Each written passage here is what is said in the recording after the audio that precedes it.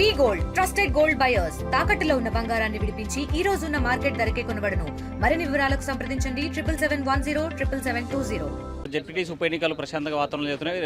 మనతో మాట్లాడడానికి డేజ్ ఉన్నారు. సార్ చెప్పండి, ఎలాంటి వాతావరణంలో ఎలక్షన్ జరుగుతుంది? ఎలక్షన్ చాలా పీస్ఫుల్గా జరుగుతుందండి. ఇప్పుడు వరకు అయితే చిన్న చిన్న చెదురుముదురు ఘటనలు మినహా మేజర్ ఏమీ జరగలేదు. మేమందరం కూడా ప్రజలకు ఏంటంటే తమ యొక్క ఓటు హక్కును స్వేచ్ఛగా ఉపయోగించుకోవాల్సిందిగా మా యొక్క విజ్ఞప్తి. సార్ మొత్తానికి చూసుకుంటే అటువైపు ఎంపీని మరోవైపు సతీష్ రెడ్డిని అరెస్ట్ చేయడానికి ప్రివెంటివ్ కస్టడీ అండి. ఇప్పుడు వాళ్ళు ఇక్కడ ఓటర్లు గారండి. ఏదైతే ఓటింగ్ జరుగుతున్న 6 పంచాయతీల్లో వాళ్ళు ఓటర్లుగా నమ్మదే లేదు. వాళ్ళు పులివెందుల్లో కూర్చొని పులివెందుల్లో లేకపోతే దగ్గర ఈ చుట్టుపక్కల నుంచి ఏదైనా ఓటర్లు ప్రభావితం చేయడం లేకపోతే లోపరచడం అలాంటివి చేస్తారు. అలాగే తెలుగుదేశం పార్టీకి చెందిన ఎమ్మెల్సీ రామ్ గోపాల్ రెడ్డి గారిని కూడా మన అదుపులో తీసుకొచ్చారు. బీటెక్ రవి గారిని కూడా తీసుకుందాం అనుకున్నాం, కానీ ఆయన ఏజెంట్గా నమోదు చేయించుకున్నారు కాబట్టి అతను తీసుకోవటం వీలు పడలేదు. అంటే మొత్తంగా చూసుకుంటే మరోవైపు వైసీపీ సంబంధించినటువంటి క్యాండిడేట్ని గృహ నిర్బంధం చేశారండి.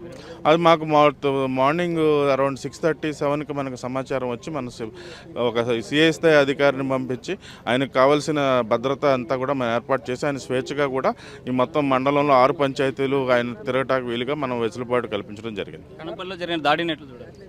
కనపర్తి ఎప్పుడండి? ఇందాక టీడీపీ వైసీపీ సంబంధించినటువంటి దాడి చేసుకున్నారు, వెహికల్ కూడా దెబ్బతిన్నట్టు.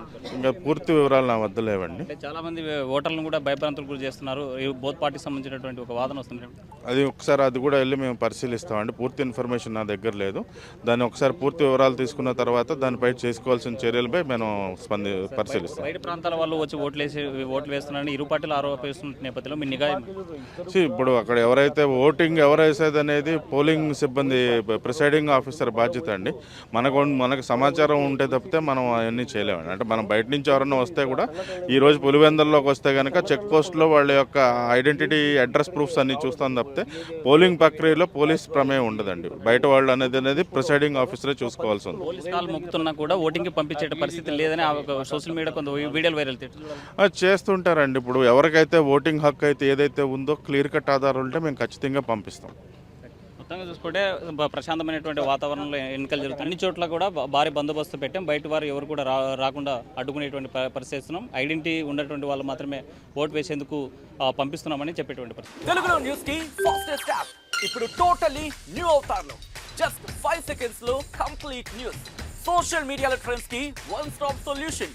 Live TV app voice search option తో ఇప్పుడే డౌన్లోడ్ చేయండి లేదా అప్డేట్ అయిపోండి. యాప్ లింక్ డిస్క్రిప్షన్ లో ఉంది.